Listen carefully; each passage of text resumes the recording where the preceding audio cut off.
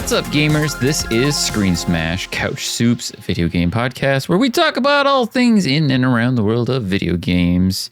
If you like playing video games, be sure to press that like button. Tell us what your favorite video game is. Leave us an emoji sound. Yes, emojis make sounds. Wait, what's an emoji? Smashing the screen with me this evening, I have Reza.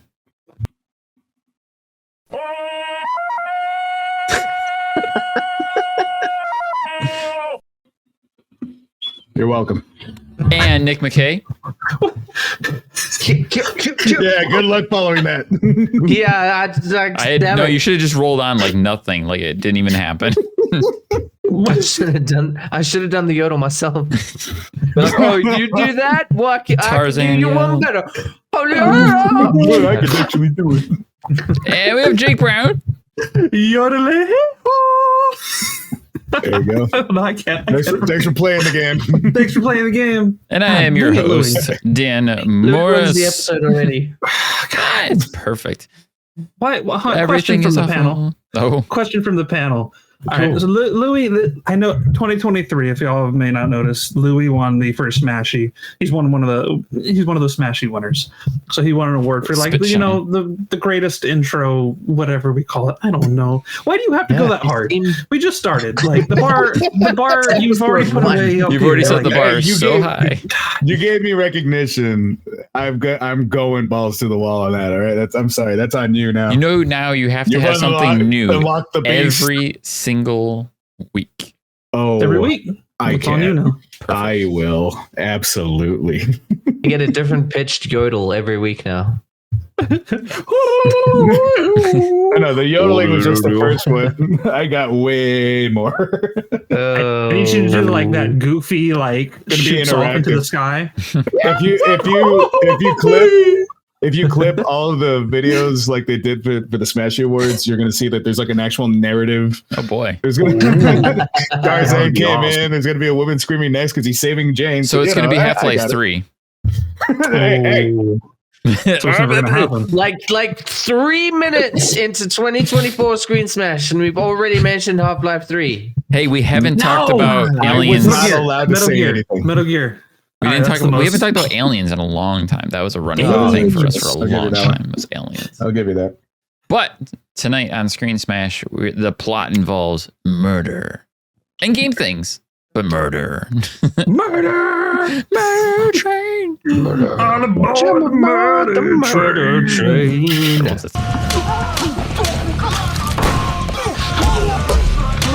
Song. That's like my go-to song in my head when I play like a video game where you're just like unloading a machine gun into dudes and you're just like murder. It's a wonderful song.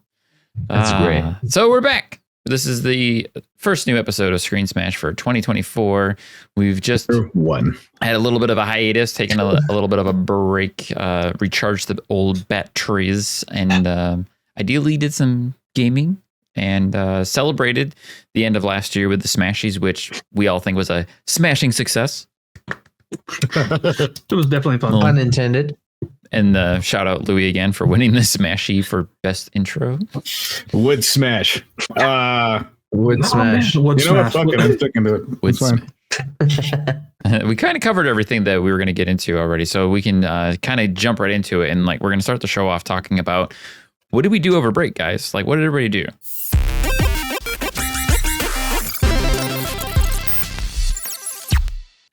How did you spend your break? The good stuff, not the bad stuff. We all kind of had a terrible. I was like, all right, sit down. You're going to need a while. Things are about to get sad. You're going to drop some nuggets like, well, while I wasn't trying not to die, I was doing. I almost got into a wrestling match with an old lady, but I mean, I guess that's bad. Ding, ding, ding. Just super hit her with a chair. Let me tell you something, brother. Like grabbing her by her hair and it just comes out. Let me tell you something, Granny. I'll take them dentures right out of your mouth, brother. The cream is going to rise. And shove them up your ass. Got you for 3 minutes. 3 minutes. Playtime. It's sad how much I get all of those references, but I don't watch wrestling. Neither do I, but we have a lot of friends. It's true. I honestly, man, I'm gonna just tell you right now, man. 2024 is not looking good for this guy right now. Dude, straight off the bat, man. We came off the smashies. I was doing great. Riding 2024 high. hit. I was riding high. 2024 came in, and it's like, man. Like, can I hit the reset button for this year again? Mm-hmm. Restart this level. Restart the level. Did you ever see, maybe blow on the cartridge a little bit? Did you ever see asshole Ronald, or I think it was a-hole Ronald on Conan O'Brien? He's probably like one of my cousins or something. It was Ronald McDonald, but like he was going around like with different people that were like eating like Burger King. They would just like walk up and like smack the burgers out of their hands and stuff like that. I kind of see you like going like, oh, 2024, yay! And then a-hole Ronald just going like, just like nope. Is that the dude, like the real muscular dude? Like, No. Like, it was just a guy in a Ronald McDonald outfit who just walked around and like smack people's stuff. And then at the end, he goes up and there's somebody eating McDonald's and he's like, yeah, and it still smacks it like that. Yeah. Yeah, that's what this feels like. This year kind of I get that, but I mean, I had some pretty good things happening. I got COVID for the first time. That was my one thing that happened during the whole Christmas break. But I was able to squash it right on New Year or Christmas Eve. I was able to spend time with my family. There was a lot of good stuff. I mostly because of that, I was just watching a lot of TV. I couldn't even muster enough brain juice to game, and instead I caught up. I found out that I fucking love One Piece. I thought that I hated it my entire life. Have you been watching One Piece? I've been watching One Piece, dude. Like I saw the live action, I loved it. Shinji's best character ever. And then I was like, all right, let me watch some of the anime up to where the adaptation ends so that I can like just be able to compare it. Maybe I could do an article or something about it. And I watched it. I'm on like, I don't know, episode 85. And I was just like, now I'm a fan. There's a billion. And I've only got 999 to go. I mean, I tried it before, but without the context, like that's what I liked about the live action was that it was really good about like sequestering everything and like bringing just the best bits. And yes, the manga especially, yes, the anime are going to have a lot more to it because, they're longer running and everything like that. But if I'm totally honest, and I think it's probably just because it's the first thing that I saw, like the anime, the live action is just perfectly well done. There's a lot that it misses. There's a lot that I wish they were able to include. Absolutely. But man, it was just really well done. And like I said, Shinji is the best character ever. I love him. I want him to kick everybody in the face. He's cool. Rewatching One Piece myself over the break, and I'm watching the English dub. And the thing that I can't get out of my brain now is that the fish man, the main bad guy fish man that I can't remember his name off the top of my head. He's voiced by the same voice actor who does Hercule from Dragon Ball. And I'm just like, it's Hercule. Oh, it's Mr. Satan. All right. Hercule. Hercule here, yeah. I love that. And yeah, like I mean, that was done at the time that there was 3 voice actors, and they were in every. I mean, it's Naruto. They were in everything. That is not. Yeah. Just, all right. Like that's all it is. Just screaming constantly. Yeah. That's all I can hear is Naruto when I watch the anime. I'm happy to be Hokage. Like. Yeah. Believe it. Like, dude, bring it down. You're up here. We need you down here. Like not even that. Like this is where you should be when you're this excited. Like you should be way down. So anyway, that's what I did, and I really enjoyed myself very thoroughly. Mm-hmm. I know there was a lot of games you were looking forward to, Louis, but I'm guessing you didn't get a chance to get to any of them. But that's understandable. That's cool. I bought so many. I remember you buying games on stream with us not long ago. You're like, ding, ding, ding, ding, ding. Like, I'm going to spend how many dollars? I spent like $100, like $120, and I was just like, I got it.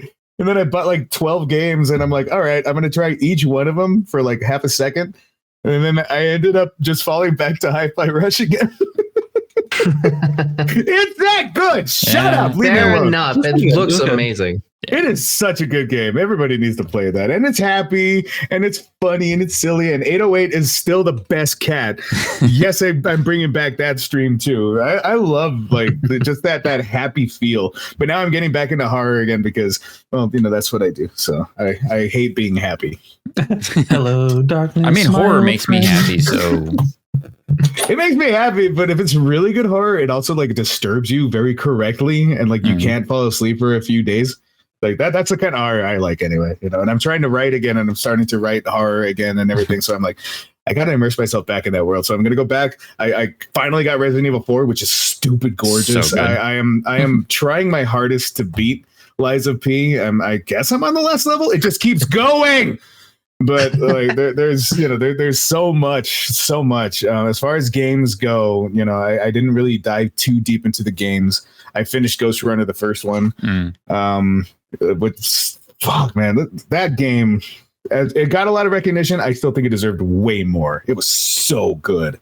There's a lot, and especially when they have like the big sales for the end of the year, it's really easy to like forget that like, oh, wish list, and like that's where my wish list finally takes a hit. But I also see all the other games that I wanted, and so I just keep adding. For every one that I buy, I add 2 more. I'm like, I'm sorry. Yeah, my wish list always seems to just get bigger, not smaller. I'm like 130 in, man. But whatever. It was pretty good. Anyway, stop talking to me. Nick, go to somebody else. What have you been up to? Besides trying not to die. Well, and COVID. Besides not trying not to die. No, in December I tried to get through my list of games that I've wanted to play for ages, and I'd been craving getting back into like another Final Fantasy game, and I decided to play one that I've never played before, which was Final Fantasy 15. And I played a bunch of it over December, but honestly, I just could not get into it. It like the idea of like you hold circle to attack, and you had to like move around. Like it just, I really tried. I really tried, but there wasn't enough strategy and there wasn't enough like combat gameplay. So it kind of was like in this balance in the middle that just I didn't mess with, and so I struggled with that, and then. I knew that I was going to be getting the new God of War relatively recently. So December, I decided to go back to the first one, 2018 God of War. Played that again. I started going for the platinum, which is quite a grind. Yeah. So I played that for a bunch, and then eventually did get the new God of War. So I've been playing Ragnarok, and I've also been playing another sequel because PlayStation Plus's January games. One of them is A Plague Tale: Requiem. Which I am just a huge fan of the first game, A Plague Tale: Innocence. I think it's a phenomenal, like indie, like almost indie, but it's like a real sort of focused artistic horror game, and it's just such a great concept. And the first game is haunting in some of its sequences. I mean, there's a sequence where like there's like a big war that's happened, and you play as Amicia is like a 17-year-old girl, and you with your 8-year-old brother, and you walk over this battlefield that's just like they've just finished this war, and there's just piles of dead bodies everywhere, and then there's these rats that come out that are the main sort of antagonistic force, and you have to try and escape. Like it's just so haunting throughout the entire game, and it's amazing. And so I've been playing Requiem, the sequel to that. I've been playing God of War Ragnarok, the sequel to God of War 2018, and it's so funny. Both of those games are amazing, but both of those games are kind of also disappointing. To an extent, like they're not as good as the first one. My biggest gripe with God of War Ragnarok, I feel like they nerfed Kratos so hard. I don't know if you guys have played the game and you agree. Not yet. But he had like some of his combos have just been removed from the game, and some of his skills have been just removed. Like the shield, there were so many like bare hand shield combos you can do, which like they were my favorites. You can't do them anymore. I don't know. It's just a little gripe, but no, I can piggyback on that. Like Ragnarok was a bit of a disappointment for me because I felt like I didn't put it in those words per se, but I remember thinking like this game doesn't feel as action orientated as the first game did, and that's kind of the nail on the head. Is that like the combat just felt less. I guess it feels. I remember people making a big deal about like the accessibility in Ragnarok and how it was like making big strides for accessibility in gaming and things like that. And I feel like maybe they're just focused on that too hard because the game feels like it's easier to some extent, but then it's also more difficult if you try and play it like I stress to say this, but if you try and play the game properly, it's more difficult. If you just mash buttons and you just attack, it's actually easier. But if you try and defend and like parry and dodge, like it's actually more difficult. But then all of the puzzles and the amount of times that I've said, Atreus, will you shut the fuck up? Because he's always like, dude, I swear, like every 2 minutes, he's like, hey, I think we should go over there and do that. That's how we'll get forward. I'm like, dude, let me figure this shit out, bro. Yeah. That was a problem when that came out. I remember everybody giving like I had an issue with that too. I'm like, stop telling me what to do. I think there's a setting in the options to where you can choose how long it takes. Yeah, I know Horizon had that too. I was about to ask that. Like Horizon had a thing where you could tell like the game to like, don't give me puzzle hints, or at least give me a chance to figure shit out. Uncharted did that as well, like ages ago. I think Uncharted 2 had that feature, because that's like it gets frustrating because you'll be like in the middle of solving the puzzle, like you know what to do, and you're in the middle of doing it, and it's like you've got to do thing A, and then that'll allow you to do thing B. As soon as you do thing A, Atreus is like, "Hey, we can do thing B now." I'm like, I know. Like, thanks. I just want to be like, "Shut up, boy." Get off this mountain right now, boy. It's making me think of you need like a backhand meme. button, just like wham. Yeah, it's making me think of that meme with Link, where with Navi going around going, hey, what the fuck, Navi? What? Navi is hot. Like, good, thank you. I know. That's making me think of that. Like, just it feels like that at times, dude. But yeah, I mean, it's like a smaller gripe, which is more of an annoyance. But the game has been pretty amazing. I haven't finished it yet. I've been doing a lot of the side missions and stuff. It's long, and I'm still. It is pretty long. Yeah, it's much longer than the first game. I didn't beat the first one because that's when my PlayStation died, and I was like, I'm not going back. I put 75 hours in there. You can fuck yourself. Yeah. Anyway, but I really want to try and get back and finish Plague Tale Requiem as well. That one, like I said, it's also kind of disappointing because it doesn't feel as haunting as the first game. Because of the way they ended the first story, it's kind of like, okay, well, this is, like it's scary again, but not as much. Like I feel like they didn't hype it up in the right way. And the changes and things. So like both those games have been disappointing to an extent, but amazing games. Definitely still go play them because I'm having a ball with those. Nice. But yeah, that's the games I've been playing. And I'm trying to catch up on all my series and stuff as well. So I'm trying to catch up on all the Marvel stuff and all the Disney Plus stuff and Indiana Jones, which we'll get into later. So I'll park that one for now. The real question, which I think everybody here wants to know, is did you get Metal Gear Solid yet? Yes. No, because I'm waiting to play it with someone special. It'll go. Oh, okay. You get it at least on sale, so you can have it ready. I haven't got it yet, but I will they be getting need it in the holster. They need it at the ready so that when they say "let's go," yes. Well, so Dan calls me at 4:30 in the morning, and he's like, "It's time to go." Nick, I need you now. If you need the link for the stream, it'll be on the back of the CD case. Very true. But I threw it out. Sorry. Oh, well, damn it. I smuggled it in my stomach. I'll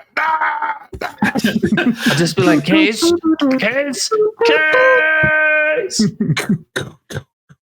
Metal Gear references aside. Yes, man, I'm happy, man. Like, that's all good. We'll do Metal Gear references all night if we don't move on. Smash Bros. Smash Bros. Go. So for the break, for me, I started the break off with trying to address my backlog. And the first thing that popped in my head is like, I need to go back and finish Metroid Prime Remaster because I started it when it came out. And I'm like, this game is beautiful. It's brilliant. It's gorgeous. It's easily one of the best games ever made. And it's even better as a remaster. I don't know how they did it, but it's phenomenal. I love the game so much. So I sat down. I was like, okay, I'm playing Metroid Prime and I'm beating this game. And immediately going back to the game after not playing it for a couple of months, I'm like, where am I? What am I doing? What am I supposed to do? And there was this really serious consideration of like, fart, do I need to start the game over? And I'm like, I've already put like 12 hours into the game. Like, and I'm like, no, I'm going to power through. So I just started going and eventually figured out like, oh, okay, this is where I got to go. And this is what I got to do. And I was already kind of like at the end game. And it was like, to the point where all of a sudden it's like boss battle. I'm like, shit, this is hard. Like The last few hours of that game is brutal, but it was one of those things where I'm like, this just feels like proper classic video game, like proper old school video games. It doesn't hold your hand. It expects you to like figure it out and overcome the obstacles and rise to the challenge. So I finished that and I was like, thank you. Yes, I'm so happy that I finished the game. I also finished Hogwarts Legacy, which I was literally like on the very last quest line. So I beat that game in like 2 hours. I was like, I was that close to beating it and I fell off. I stopped playing it. Great game, by the way. It's fantastic. That game doesn't get enough recognition, which I'm going to say it now. That game, as far as we know, was the top selling game of the year. Yeah. And nobody talks about it because of the stupid toxic rhetoric around the game. But anyways, I digress. I also got an iPad and I started drawing. So I've been spending a lot of my downtime drawing. It's been very nice and cathartic for me to do so. It's been fun. I can't draw.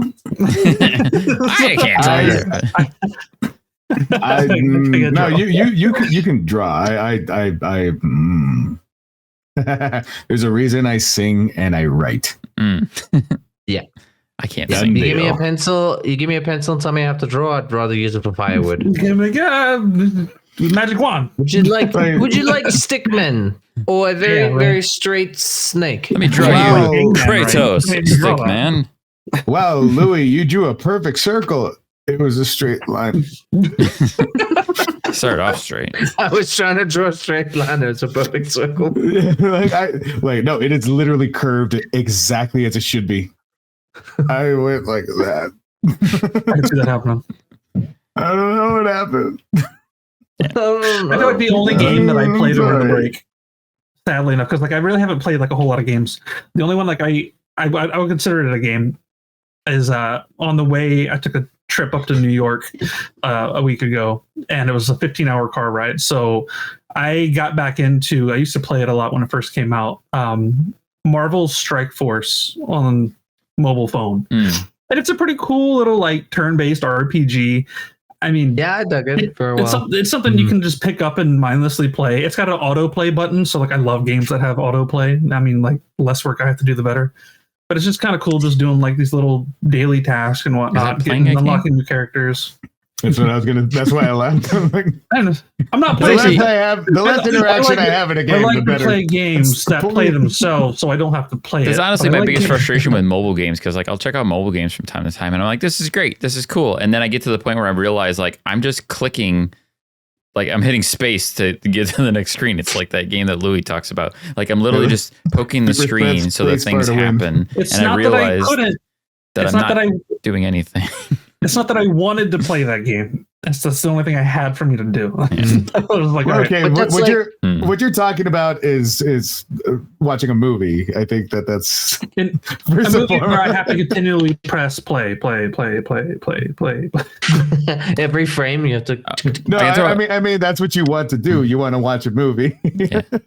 I can throw out real quick too that I also dabbled into some Final Fantasy over the break too. I've been on a bit of a JRPG kick as well, and I've been playing Final Fantasy 12, and I've been just going like hard grinding through Final Fantasy 12, which I'm really loving that game. It's my first time really playing it. So I've got like 50 hours in the Final Fantasy 12 so far, and it's like I love the gambit system and how it's kind of like an auto battler system. And as long as you get your gambits worked out, you put it like, especially on the new version where you can fast forward it and you just watch things get killed really fast. That's what I'm talking about. It's got an autoplay. That's what it's doing. It's doing the turns for me. For the mundane stuff, but not like the game. I still have to tell the characters where to go, and then I have to like stop fast forwarding for like the cutscenes and things so I can get the story.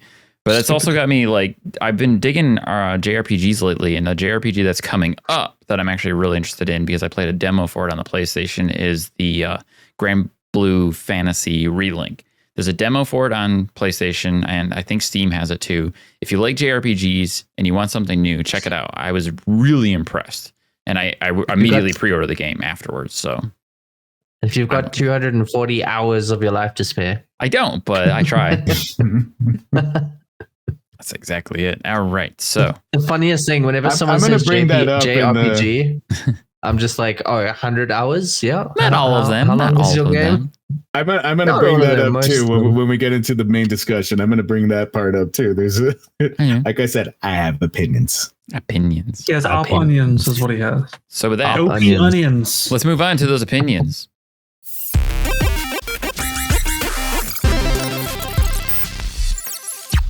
Because we're going to talk about the Xbox Developers Direct, which just aired a few days ago, 4 days ago. We got the much anticipated Xbox Developers Direct. At least it was for me because I'm into that kind of thing. And I was really hoping for a shadow drop, but there was no such thing. But there were some really cool, interesting insights, especially our first look at Indiana Jones. This was the big thing to come out of that. Something that they announced back in 2019. And I've been patiently waiting. Was it that long ago? Yeah. It was. Dude, Yeah. it's been a hot 2019 is when they did the original Jeez. teaser trailer for Indiana Jones. Oh my goodness. And this is the first proper trailer we've had for the The game? first Yes. actual reveal trailer. 5 Yeah. years. They had that little. Well, they had that just little over. span over. I don't even know. It was consider just that a trailer, desk right? It with, was like- and it just showed like the hat and whip. It was like books, the hat, the whip. and then or something. We had a whole That's a Indiana pretty good Jones mouth movie tripper. come out Yeah, between then. Poor Harrison Ford. I watched that for the first time like 2 days ago. Hmm. I was going to say, I literally started watching it yesterday. I like I it. haven't actually finished it yet, though. I liked it. About an hour and a half in. Indiana Jones? It was a long movie. Yeah, the new one. the new Now one. that's It Oh, is. I haven't Two seen and a the half new hours one yet. long. I have to watch the new one still. like halfway through it. I'm like, it's got to be over, right? And okay, no. I started watching it yesterday, and I watched it for about an hour and a half, and then I really needed to go to sleep. So I kind of like paused it, and I was like, I'm going to finish it tomorrow. I haven't finished it yet. But I freaking love it. Yeah, I love me some indie. It's nice. Over the past love over the weekend, I have watched every Indiana Jones movie except The Temple of Doom, which I'm gonna say it. That is my worst movie. Weakest. Seriously. Oh, I absolutely. like Kingdom of the Crystal Skull better than Temple of Doom. I said love it. Temple of I Doom. said it. Fight me. I'm with will. you. I'm with you, dude. I People agree. will. I agree. I think Temple of When Doom did- was one of the first yes, movies I yes. actually watched as a kid. So I don't know. It's kind of Yes, like we're gonna digress just for a second though, quickly. How old were you when you watched Temple of Doom? 5. I don't know. I was young. Really young. Yeah, I'd say about the same. Yeah. Older than Maybe like- 18? Maybe like 8. Maybe. Oh, okay. I was I was pretty gonna young. say because if you were older than 18 when you watched Temple of Doom for the first time, you kind of were like, this is kind of like a tropey movie. Like it's like, oh, we've seen this kind of thing before. I remember Yeah, Temple of Temple Doom of- being Temple of- actually Temple of scary Doom for me wasn't- when I was a kid because I remember those scenes with yeah, the kids same. as slaves in the tombs and stuff, and they're Yeah. getting whipped, and I'm like, oh my god, this is horrifying. You know, like, ugh. Indy goes bad at the end. That was scary for me. Oh, yeah. I was like, Indy, no, short round, man, fucking short round. You gotta love short round. Come on, dude. short round is amazing. I love my favorite thing about it is that they never brought him back. It was like one of the Right? best characters. Well, he was also like and they technically just never it brought was him the back. last movie, but sort of in the That's timeline. because they never brought it back. They should have brought it back for Last Crusade, even just to be like, hey, Indy. Are you saying that if Short Round was guaranteed another film that would have saved the franchise? Short round Of needs to course- be I know, the of next course it Indiana. is, because I'm gonna just say it. Like I think It the didn't- franchise gets so much hate. What do you want in an Indiana Jones movie? Same thing with like a game. Like what I do was you gonna want? say Like, we could roll that into the because, game like, discussions. because that's what I'm trying to like figure out, man. It's like I think people are too nostalgic for the past that anything new they're just blinded by. Mm. Because like I don't Well, they Kingdom got of the Crystal nostalgia Skull. goggles. Kingdom of the Crystal Skull. I liked it. It's not my favorite film, I didn't hate it. but I do rank it above Temple of Doom. Yes, it's got Shia LaBeouf. I don't care for Shia LaBeouf, but like I get it. I like the story they told. I get it, and it's like, oh well, it's aliens. I'm like, dude, you had freaking the Holy Literally Grail, God. and like, yeah. and it, like, it's like, Exactly. freaking sit down, God. Mm. Dude, my thing about Indiana Jones, I love every single one of them. I will say Temple of Doom, I think, is the weakest, but it's not bad. Yeah. I I love still every like single them all. one of those films. And one thing I'd say in defense of every film is that every single film delivers on what it's trying to do. There's action, there's an engaging story, there's some cool characters. Harrison Ford in general is just always Harrison awesome. Ford. In Dial of Destiny, the new movie, he's like 97 years old, but he's still like super entertaining. He's not 97, but Harrison 81? Ford could sit on a chair and talk about 87. architectural knowledge, and that's one of the reasons I like that show that he's in now. Amazing. That's on Apple Plus, the shrinking show. He's great. He's just a Harrison Ford, just being Harrison Ford. He's just a cranky old man, and I love it. Good, so dude. good. I love Harrison Ford. Mumble, old man, mumble. But let's roll with that and just like we'll go right into Indiana Jones because that's kind of like the highlight of this entire thing. Was everyone's been waiting for this reveal, so we finally got the official trailer for Indiana Jones and the Great Circle by Machine Games, which, if you don't know this, Machine Games is most known for the new Wolfenstein games. They were built and started off and they made Wolfenstein. They've been making Wolfenstein, all first-person shooter games. So were you surprised that the Indiana Jones game is going to be in first person? That's what I was going to say. First point, major point. Excuse my French. Why the fuck is it first person? Why not? Why the fuck is it first? Why? Not why not? Why? I didn't know that's who made the Wolfenstein game. Well, that's part of it. I never played those, but I don't mind it. I'm gonna give it a chance. I like that they at least went for a hybrid approach. It's mostly first person, but then the camera pans out to third person for specific parts of the game. I hate that. I hate that. We were talking about this the other night. I hate when games do that. I think Deus Ex is the other game that I can think of now that does that, where you can play first person, and then when you do the finishing moves or whatever, the camera like pops out and you see him do the finishing moves and stuff. I think it's so cheesy, and I hate do first person. It's kind of like Destiny does that too for some of the finishing moves. Oh, I hate it. I hate it. I don't mind that. Like there was only one predominant factor I couldn't get my mind over when I was watching the whole thing for Indiana Jones. Todd fucking Howard. Okay. Elaborate. Todd fucking Howard. All right. Okay. Here's my thing. Hear me out. Hear me out. Bye bye eardrums. Yeah, I know. Right? I'm not even apologizing. We have things now. So Todd, he hasn't really been involved with like a lot of really good stuff per se lately. Like the past 5 games that he's done, you know. You mean all the games that he's made that there's like a massive cult following for most of the games that he's made? Yeah, but he also he fucked up Fallout so bad so many times over. Like I get it, you know. He Todd Howard is Zack Snyder for video games. That man,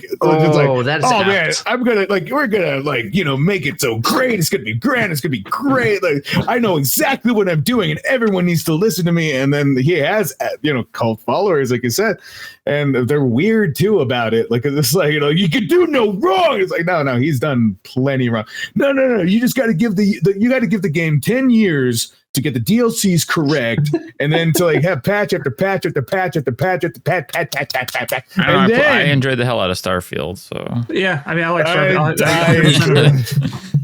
I got 10 minutes in, and I'm like, I am done. I do not give a shit. To be fair, I said this during our Starfield thing too. I said the only other games that I really enjoyed was Fallout 3. Fallout 3, I played the hell out of, and then I did a good chunk of Oblivion, but that's kind of it on that front when it comes to Bethesda games. I played some of Fallout 4, but it didn't click with me. But Starfield did. But then again, Todd Howard is like a producer on the game, but it's still being made by Machine Games. It's still very much a Machine Games game. It's weird. Yeah, but I mean, he's the one that gets the last say and everything. Disney. And I mean, I'm glad that when he did talk, he was okay, this isn't just me. This is also Disney. This is also all these things. I'm like, okay, at least now I know it's not just you at the helm. And they're like, yeah, go Todd Howard. It's he frustrates me.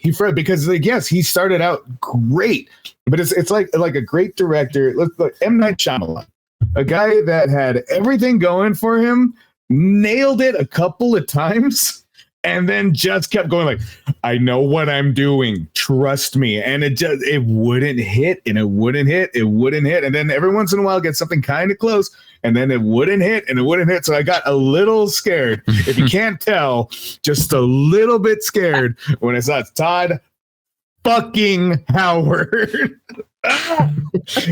So I guess it's safe to say that Todd Howard makes Louis' balls itch. God, I mean, little bit. All right. But besides that, what do you think of the gameplay? Oh, it looks fantastic, and I'm actually not too turned away from the fact that it does have like a hybrid kind of an effect. You know, like it does feel a little bit good. I wish that it could be a little bit more third person perspective. It feels like Uncharted already nailed that, but I think that I really think that they're very afraid of being the next Uncharted. The first thought I had is as soon as they showed the gameplay as first person, that was my first thought is, okay, they're trying to avoid being compared to Uncharted. That's 100% why they're doing it, surely. But also, so Machine Games historically has made first person games. But there's another thing, too, that I want to shout out here. And that's that when I watch the gameplay for Indiana Jones, you know what I see? You know what rings in my head? And that's Chronicles of Riddick. Oh, Chronicles of Riddick was a first person action adventure stealth game that also pulled the camera out during specific traversal events. The combat, the hand-to-hand, the punching, it looked like Chronicles of Riddick. I love Chronicles of Riddick. I think it's one of the most underrated action tie-in games to a cinematic universe.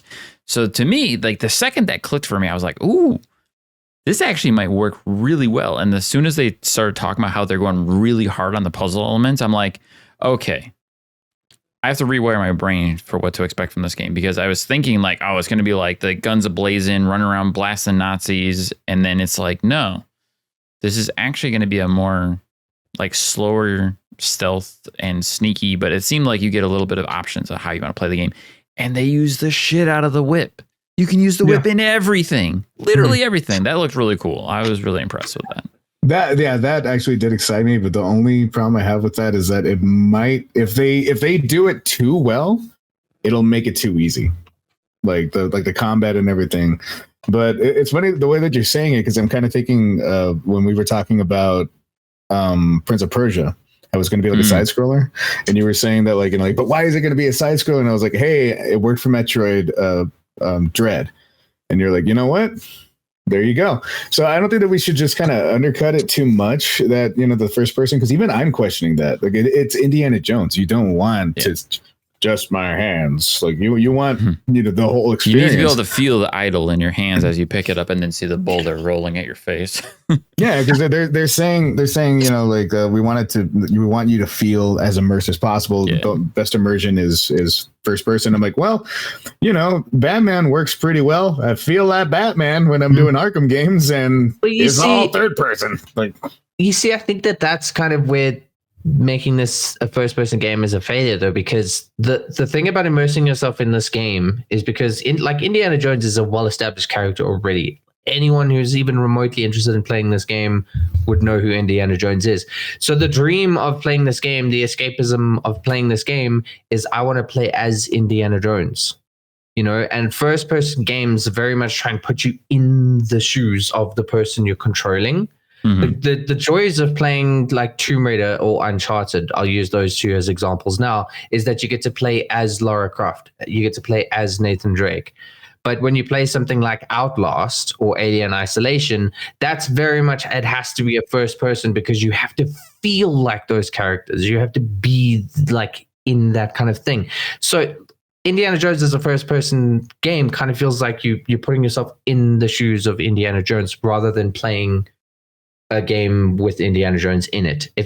I don't know if that makes 100% sense, but that's the whole thing for me. Is I want to see Indiana Jones running around and I'm controlling it. I think you make a perfect imagine playing God of War in first person. Yeah. That kind of. They're going to come out with the God of War VR before you know it. Yeah. But that's the whole concept of it. Do you want to play as Kratos? You want to see Kratos doing all the cool things. You don't want to be in first person and doing them yourself. You kind of hit the nail on the head with the difference between those two games of when you play it from first person, you are that character. But when you're when you're in third person, you're playing as that character. But the mentality behind that is okay, it's going to be on the player to take what they will from that. It's going to be, some people are going to be able to say, yes, I want to be Indiana Jones. And then there's going to be other people who want to be like, no, I want to control Indiana Jones. I don't want to be Indiana Jones. And it's a perspective thing, but I don't know. I'm really excited for that game. I think it looks incredible. The gameplay looked really cool to me. I kind of feel like I could go either way with the perspective, as I just don't want them to. Todd Howard can't come in there and be like, we're going to make it first and third person, like a Starfield or a Fallout. Or, like, don't do that shit. I'm wondering if it's heavily being used for puzzles. Because I mean, like in a third person camera, I don't think you can do some of the stuff you might be able to do in first person. So it's true, like, especially like light trick puzzles. Like where okay, there's a bunch of rocks on this wall. Like, which one am I going to press? Like, oh, hey, this one pushes in. Like you can't like essentially do that out of all these million of rocks on this wall. Let me look for this. Okay, push. Like that'll be very difficult to do on like a third person camera. I feel like they'll single out each one. It's like maybe examine different glyphs or something instead of that third person. Like press L2 to zoom, and it like. I mean, it would definitely make puzzles feel more intimate in that sense. You know, like the scene, it's the scene where he moves the idol and replaces it with a bag of sand. I mean, if you're seeing that in first person, it's right there. That moment of intensity. Tension. The moment of tension. Thank you, Louis. Tension. The moment of tension is right there in your face. You're seeing it from first person rather than being, a couple yards back. Yeah. So I get it from like the puzzle perspective. That could definitely make it more interesting. I like puzzles, so I'm really excited for that. I love puzzle games. Yeah, I mean, as long as Atreus isn't in the background going, "Hey, you should probably." Yeah, we don't have short round going, Indy, over there. Like, Mutt's gonna rock up halfway through the game and be like, "Hey, Dad, let me help you with some of these puzzles." I played in holes when I was little. So I wanted to round out this talk about the Indiana Jones game with the fact that it's going to be Troy Baker playing Indy, which flat out, I'm not going to lie. As soon as I heard the voice, I was like, oh, that's really good. That's solid Indiana Jones. And it was just found that out right now. And sorry, spoiler alert. Right. The longer we were watching the trailer, and I think it was Brandy who was actually like, is that Troy? And I'm like, yeah, it is. It's Troy. But I'm like, but it's good. It's a solid indie. And I'm like, okay, not bad. My only question there is, why is it Troy and not other actors who have been playing Harrison Ford characters and play Harrison Ford characters well? Yeah, I think it's the star power, man. I think that's what it is. It's like, why is Vin Diesel freaking Groot in Guardians of the Galaxy when they could have gotten the freaking cameraman to say 3 words? I mean, It's name recognition, man. And I think at the end of the day, that's all it is. Yeah. And Troy Baker, he did sound great. I'm not knocking him. He did great. But you're right though. It could very well go to anybody. There's a bunch of good impersonators out there. We know Ross McQuan does a really good. I was gonna say I want Russ. Give me Russ, please. Yeah, I looked up the actor who plays Han in the Lego Star Wars universe. That's AJ Locascio. He's really good. He does really good. Yeah. He does young and old Han. Is he the voice of Han in Star Wars Battlefront 2 as well? I'm not sure. I have to double check that.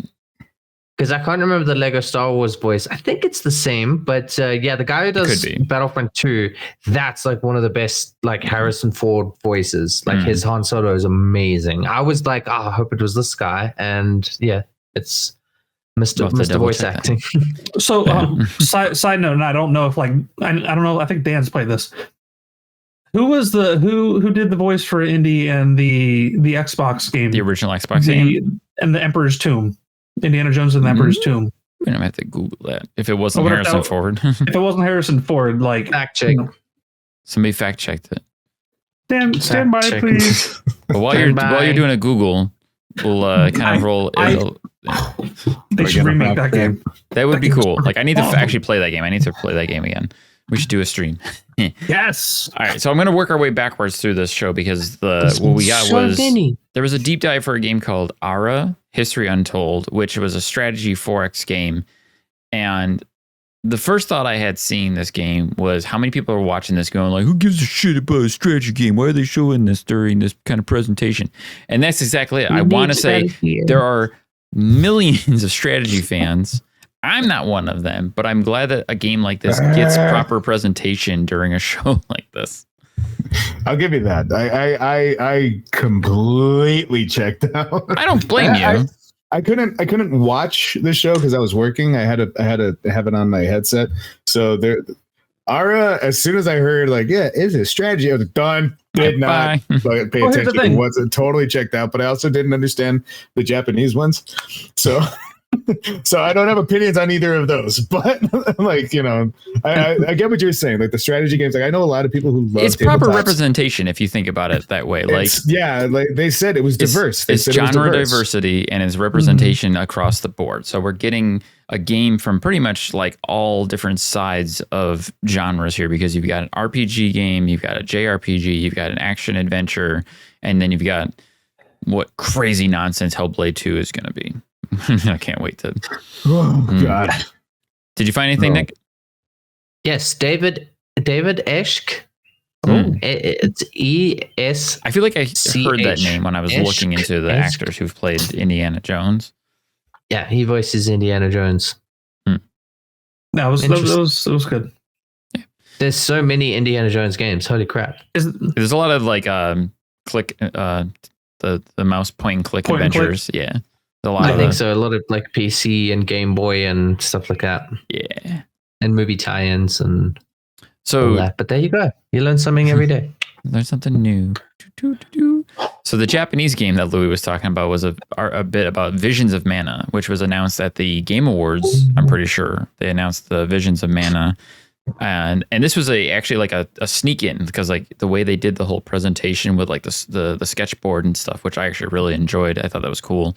They had it where like the Visions of Mana part like popped in because it wasn't on the original docket, and they did this whole deep dive on Visions of Mana, which is an action JRPG, and it's the first time that a game in the Mana series is coming to Xbox. So that was like a big deal, and it says a lot to the relationship that Xbox is working on getting Japanese games on the console. Which to me, I'm just like, get more Square Enix games that stop letting stuff be stupid exclusive nonsense. Hopefully. So the trailer looked beautiful, and I was like, I can see myself getting into this. If it's going to be on Game Pass, it is going to be on Game Pass, correct? They didn't say it was going to be on Game Pass. Okay, but if it is, like, I was sitting there thinking to myself, I was like, I've heard of Secret of Mana. That was on the Super Nintendo. Yep. I was like, maybe I'll go back and play that, you know, as it gets closer out. And then I went down a rabbit hole. I was like, oh my God, it wasn't just Secret of Mana. There's apparently like there's 17 Mana games. Did not know that. I was like, oh, okay. The first one was called Final Fantasy Adventures. Was the official first Mana game. I definitely, you know, I caught glimpses of it and everything like that. Like I said, I was doing stuff and I would just be, oh, cool. And it looks gorgeous, but what makes me timid about those specific kind of games is that they're so overwhelmingly huge. Yeah, that it's one of those games where it's like you start here, go, yay, and it's like, you know, there's 10 billion places to go with 20 billion things to do in each one of them 10 billions. And so that's just a number I don't even know mathematically exists, but pales comparison of what you got to do in most modern Ubisoft games nowadays. So that's my point, is that I just get like, I get really overwhelmed with that, and I don't even try them, and because I'm gonna do 12 hours in it and then be like, okay, did I make any progression? Yeah, and then. But you like Zelda Breath of the Wild. Well, Zelda, you see, and I was thinking about, why do I like Zelda? Is it just because of, you know, it's Zelda? No, Zelda actually has a lot more pointed ways to go to, that there is, like, that's why I liked Fallout 3 way better than most of the other Fallouts. Yes. Because Fallout 3 was like, there is a real story that you can absolutely just fuck everything else, go just do this one thing, but you could get distracted along the way. And that's what I felt about Legend of Zelda, is that I would fuck off, do everything I can, and then go, okay, where am I supposed to go again? And it tells you, go to this area, go to this place, and then you're back on course. So I never got too distracted. I had enough distraction that I can always go back to the game and know that I was on my path. And with stuff like, you know, like Mana, I don't foresee that because I haven't seen it in a lot of things that I've done. And I'm like, I'm not even gonna try. I have way too much ADHD for this shit. You cannot keep my level like focused. I got sorry. It looks beautiful. I love the combat and all the kind of stuff. It looks smooth as hell. But also, like, you have to get to like level, I don't know, 47 just to do the things that they show you in the trailer. And I'm like, I want it now. I mean, that's something I completely agree with. I mean, I haven't played any of the Assassin's Creed like RPG trilogy of games, just because it's so daunting when you Google and you see that like Valhalla takes 60 hours to finish just the story, and I'm like, what do you mean 60 hours? That's ridiculous. And Origins, I really, really tried with Origins, but I remember getting to a point where I was 4 levels lower than I needed to be just to do a story mission. And anytime, and that's just my opinion on this, but anytime a game tells you that you cannot do a story mission because you're not strong enough, or you need to go do other stuff first that's not story related, that's a failure of the game design. That you should always be able to go through the story. Yes, you can make it challenging and say you've got to go level up before you try this, but like you should always be able to do it, even with like crazy challenge. Yeah, because then they're kind of gatekeeping the story mission mode or the story completely. mode. And games like that say, cool, hey, here's your next story mission, but you've got to spend 10, 12 hours going and doing random crap that has nothing to do with your story. To me, that to me is wasting time. That should be side content that's optional, that when I finish the game and seen like, oh, this game's amazing, I can go back and play the thousands of hours of other stuff. Like it's so like a game like that always kind of like it's a hard sell. Even as beautiful as it does look. I want to move on, but the last thing I wanted to hit on with Visions of Mana was the Pickhool, which is the dog mount you get, and that thing is super adorable. If you missed it, watch the trailer again. You get this crazy dog mount thing that looks like they said it's a mix of like a corgi with like an Egyptian Anubis god and what was it? A pangolin. And I'm like, oh my God, that thing is so adorable. And you get to ride it and you sleep with it, and it's adorable. It's super cute. But I might play the game just to do that if I can. Yeah. But like wanted to move on to dog companions. We should do a whole episode on dog companions and dogs in gaming. Okay. We had a cat episode. We did cat one. Yeah, that was great. We gotta do a dog episode. I'm on it. I can talk about just the palicoes from Monster Hunter Rise. Would be good. So Dead to Rights Retribution. No, what was the song? Dead to Rights. Game. Remember Dead to Rights? Yeah, you had the dog. You had the dog buddy. He fought with you. Little German Shepherd. Oh, the best. Absolutely. We are digressing. We're already going there. Tangent. It's happening. Moving on. New episode right now. No. So I want to jump into Avowed first because I'm gonna save Hellblade for the end, because Avowed we got our first like deep dive gameplay, and this is Obsidian's new game that looks like they took the Outer Worlds and Fallout New Vegas / their attempt at making a Elder Scrolls Skyrim game and just like bam, like smashing it together. And it's like, okay, this is Skyrim, but with like the Obsidian treatment. And it's got like that Outer Worlds splash of paint on it. Like I was initially like excited and not sure what to expect with this game, but after watching the trailer, I'm equally excited and really pumped that the game has a lot of freeform combat and it's super colorful. So I don't know about you guys, but I'm like, ooh. Like it looks pretty. It's just I don't really know. To me, it's not grabbing my attention. Fable. Like it's not Fable. I don't know what it's about. Like I don't know what it separates itself from like those games, like games like New Vegas and whatnot. Like it seems like a fantasy game. And I don't know. I need to know more. Did you play Outer Worlds? I played like 5 minutes of it. Okay, and I fell off of it, and I said I can't do it. Outer Worlds is fun. I enjoyed Outer Worlds, so that's part of where my excitement comes from. I don't see the drawing factor to it. All I was gonna say is they had. I remember the first trailer I watched. They had a bear in the trailer. I thought that was pretty cool. Like but the it was fungus like a bear. cool mutated bear. Yeah, that was pretty cool. Fungus bear. But it looks very, very colorful. I think it could be pretty cool. I like the customization aspect of it, but again, it's another one of those things that like it just seems so giant, so large that I'm just like, I just tell me what to do. That's why I can't stand. Oh my God, I was gonna say, well, yeah, World of Warcraft too, but Oh my god, the Open world games. Yeah, I don't like.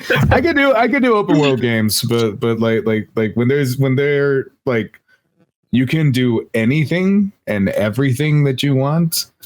That's when I get like, I don't want to do that. I don't want to do that. But tell me what to do. Give me a mission. Give me a story. I love playing games because of story for the most part. But in Avowed, you can dual wield wands and be like a speed caster, like Harry Potter. I want to do that game, but in VR. That looks like a really good VR candidate. And it will be the next VR game because people are gonna be like, "That's dope. We're making a VR game. Let's go."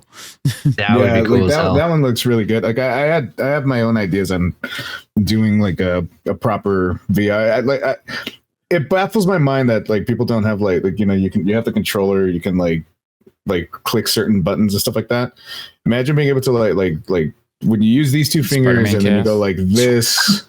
Like that, like this does healing. This way does I don't know. Like game. If Xbox got to make a new Kinect, that might have been the future. Imagine the Naruto Jitsu with that, just like like you can hit that one,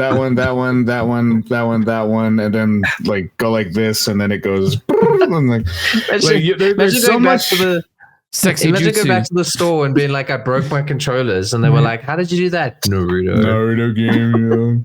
I remember the last time we talked about this game because I remember saying all I could think of about was how awesome a VR Doctor Strange game would be. You know? Yeah.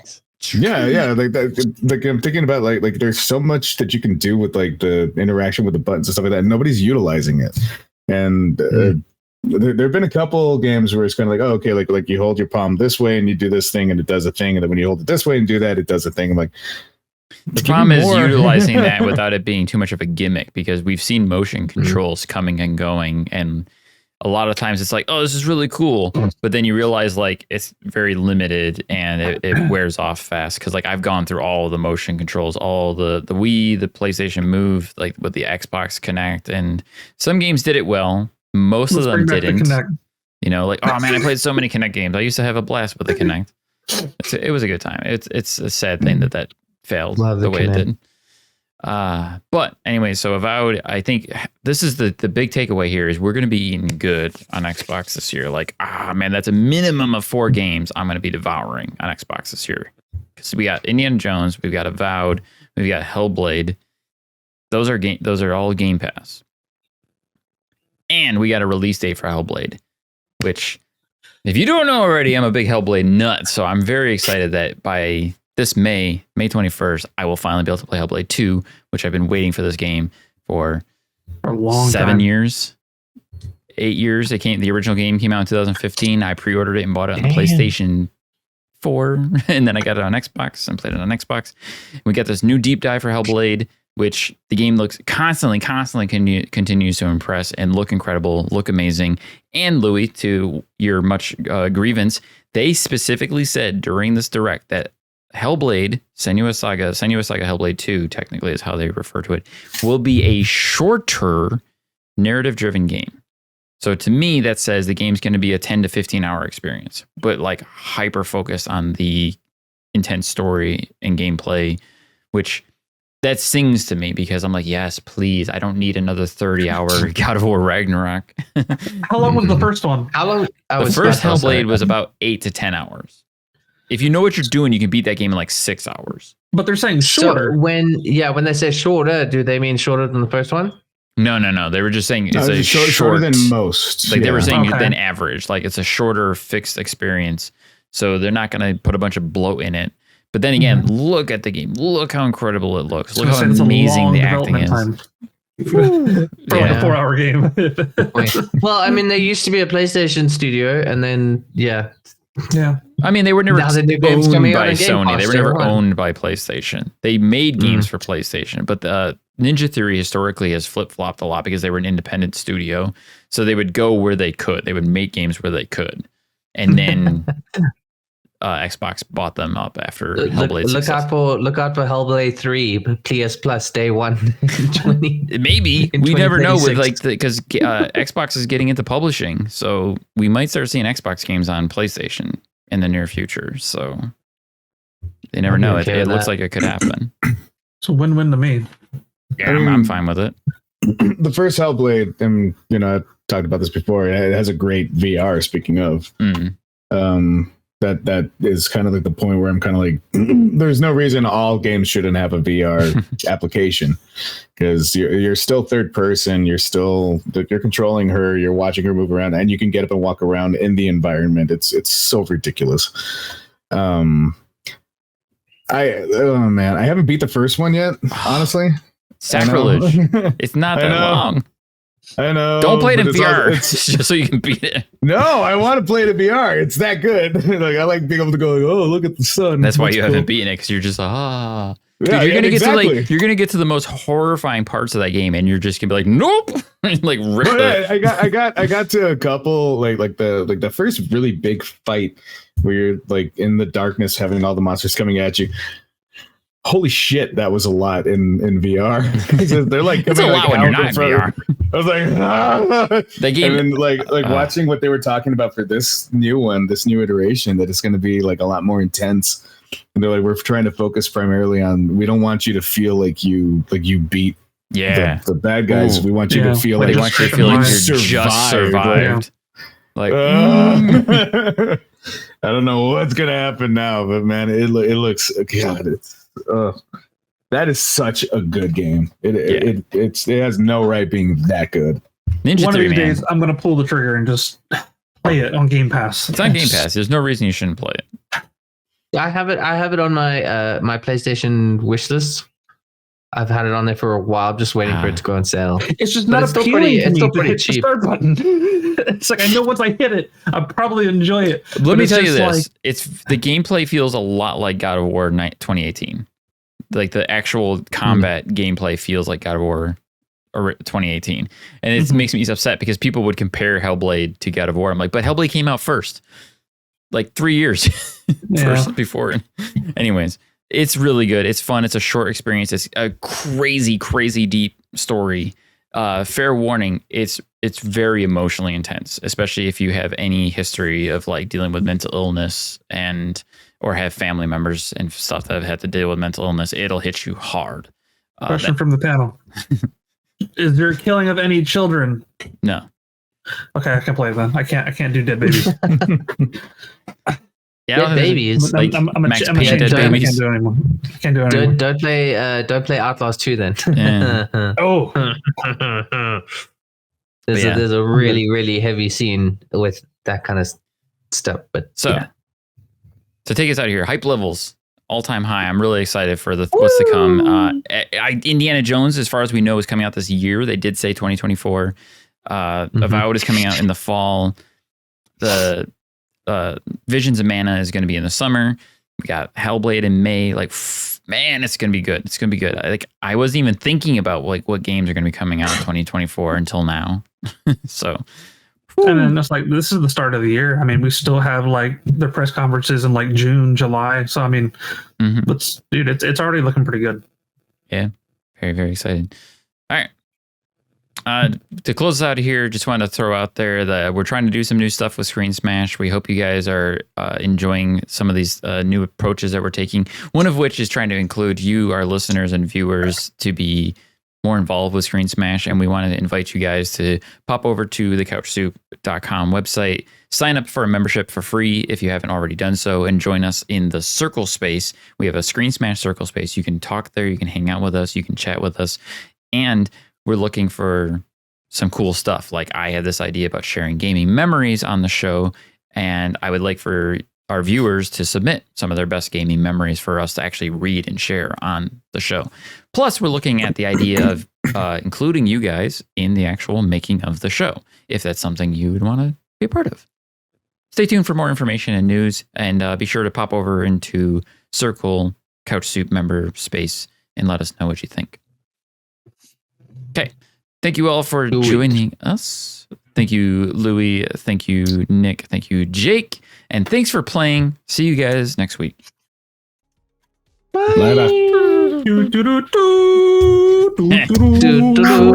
I hate you, Jake.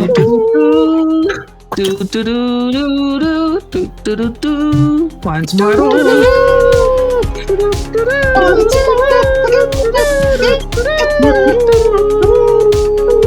It belongs in a museum.